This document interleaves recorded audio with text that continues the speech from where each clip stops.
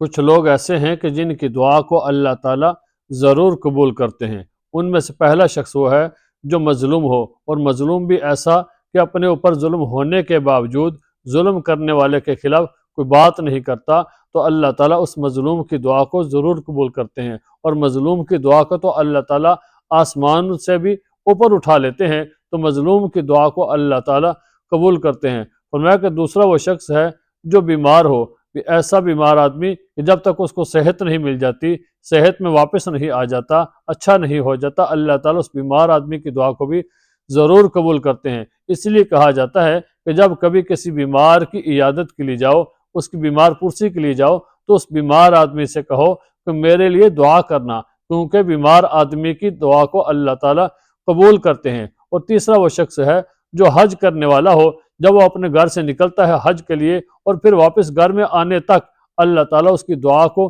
ضرور قبول کرتے ہیں۔ وہ جتنی بھی دعائیں کرتا ہے اللہ تعالیٰ اس کی دعا کو قبول کرتے ہیں۔ اور چوتھا وہ شخص ہے وہ طالب علم یا وہ مجاہد جو اللہ کے راستے میں کوشش کرتا رہتا ہے، تو ایسے مجاہد اور طالب علم کی دعا کو بھی اللہ تعالیٰ قبول کرتے ہیں۔ اور پانچواں وہ شخص ہے جو غائب کے لیے دعا کرتا ہے، یعنی کہ بندہ مجلس میں نہیں ہے تو اس کو جانتا بھی نہیں ہے، لیکن اس کے لیے دعا کرتا ہے، تو اللہ تعالیٰ اس غائب کے لیے جو دعا کی جاتی ہے اس کو بھی قبول فرماتے ہیں۔ اور فرشتے کہتے ہیں کہ تو جو اس کے حق میں دعا مانگ رہا ہے اس کے حق میں تو ہم قبول کریں گے، لیکن تجھے بھی اللہ تعالیٰ وہی عطا کریں گے، تو غائب کے حق میں دعا قبول کی جاتی ہے۔ اور چھٹا وہ شخص ہے کہ روزے دار کی دعا کو اللہ تعالیٰ قبول فرماتے ہیں۔ تو ہمیں چاہیے کہ روزے کی حالت میں اللہ تعالیٰ سے دعا ضرور کریں، اللہ تعالیٰ دعا کو قبول فرماتے ہیں۔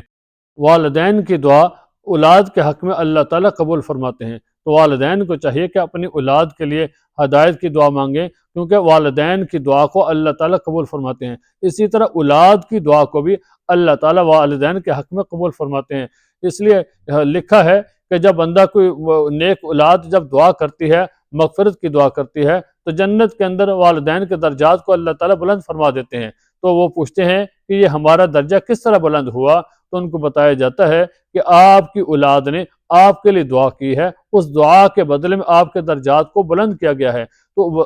اولاد کی دعا والدین کے حق میں قبول ہوتی ہے۔ اور کچھ ایسے اعمال ہیں کہ جن کے کرنے سے اللہ تعالیٰ انسان کو مستجاب الدعوات بنا دیتے ہیں، ان کے جب بندہ کوئی بھی دعا کرتا ہے تو اللہ تعالیٰ اس دعا کو ضرور قبول فرماتے ہیں۔ امام احمد بن حنبل رحمۃ اللہ علیہ فرماتے ہیں کہ مجھے ایک ایسا کام پیش آیا کہ میں نے سوچا کہ میں اکیلا ہی چلا جاتا ہوں، اپنے خادم کو ساتھ نہیں لے کر جاتا، تو اپنے جب گھر سے نکلتے ہیں، راستے میں سفر شروع کرتے ہیں، تو راستے میں ایک مسجد ایسی آتی ہے کہ سوچتے ہیں کہ ابھی رات میں اس مسجد میں ٹھہر جاتا ہوں تو پھر صبح اپنی منزل تک چلا جاؤں گا۔ فرماتے ہیں کہ جب رات کو عشاء کی نماز پڑھ کے میں بیٹھا تو میں نے سوچا کہ مسجد میں ٹھہر جاؤں گا، لیکن جو مسجد کا مسافر تھا، جو مسجد کا جو نگرانی کرنے والا بندہ تھا، اس نے مجھے کہا کہ یہاں سے آپ نکل جائیں، کیونکہ وہ مجھے جانتا نہیں تھا۔ اس نے مجھے کہا کہ آپ نکلیں، میں نے مسجد بند کرنی ہے، مجھے اٹھا دیا۔ تو جب وہاں سے میں نکلا باہر تو میں نے دیکھا کہ ابھی یہاں تو کوئی ایسی جگہ نہیں ہے کہ جہاں میں ٹھہروں، تو میں نے دیکھا کہ ایک تندور والا روٹی لگا رہا تھا، تو میں نے سوچا کہ چلو اس تندور والے کے پاس جا کے تھوڑی دیر بیٹھ جاتا ہوں۔ میں نے تھوڑی دیر بیٹھا تو میں نے اس کو کہا بیٹا اگر تو ناراض نہ ہو تو میں رات یہیں ٹھہر جاؤں، تیرے پاس بیٹھ جاؤں، تو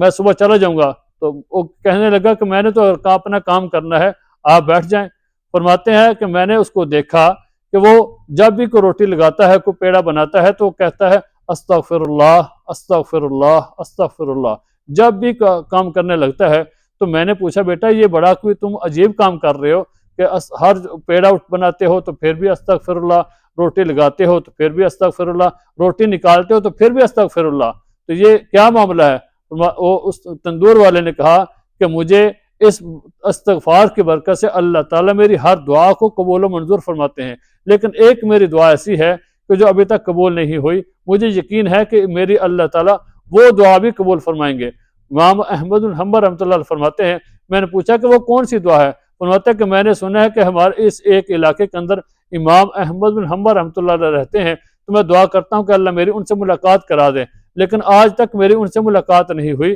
بس ایک یہ دعا میری باقی رہ گئی ہے۔ تو میں دعا کرتا رہتا ہوں کہ میری اللہ امام احمد بن حنبل رحمۃ اللہ علیہ سے ملاقات کروا دے۔ امام احمد بن حنبل رحمۃ اللہ نے فرمایا بیٹا میں ہی ہوں، تو اللہ نے تیری دعا کو قبول کر لیا ہے، تو وہ ان سے گلے ملے تو اللہ تعالیٰ نے استغفار کی وجہ سے ان کی دعا کو قبول کر لیا۔ تو جو بندہ استغفار کرتا رہتا ہے، استغفار کے اندر لگا رہتا ہے، تو اللہ تعالیٰ استغفار کرنے والے بندے کو مستجاب الدعوات بنا دیتے ہیں۔ پھر وہ بندہ جب کوئی بھی دعا کرتا ہے تو اللہ تعالیٰ اس کی دعا کو قبول کرتے ہیں۔ بعض اللہ تعالیٰ کے ایسے نیک بندے ہوتے ہیں، فرمایا کہ ان کے بال تو پراگندہ ہوتے ہیں، پریشان حال ہوتے ہیں، ان کا لباس بھی ایسا ہوتا ہے کہ دیکھنے والے سننے والے ان کو اپنے پاس بیٹھنے نہیں دیتے، لوگ ان سے حقارت کی نگاہ سے ان کو دیکھتے ہیں، ان کے ساتھ عزت والا معاملہ نہیں کرتے۔ لیکن اللہ کے ہاں ان لوگوں کا ایسا مقام ہے کہ جب اللہ تعالیٰ کے سامنے اپنا ہاتھ اٹھاتے ہیں تو اللہ تعالیٰ ان کی دعا کو قبول و منظور فرماتے ہیں، کیونکہ اللہ تعالیٰ کے ہاں ان کا ایک درجہ ہوتا ہے، لوگ نہیں جانتے، لوگ تو ان کو حقارت کی نگاہ سے دیکھتے ہیں،